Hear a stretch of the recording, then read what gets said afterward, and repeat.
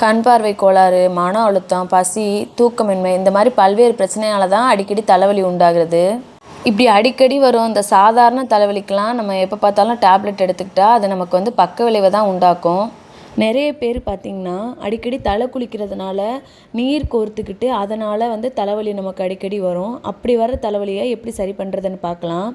1 table spoon சுக்கு, 1 table spoon மஞ்சள் தூள், 2 டேபிள் ஸ்பூன் தண்ணி மிக்ஸ் பண்ணி ஸ்டவ் ஆன் பண்ணி நல்லா கொதிக்க விடுங்க.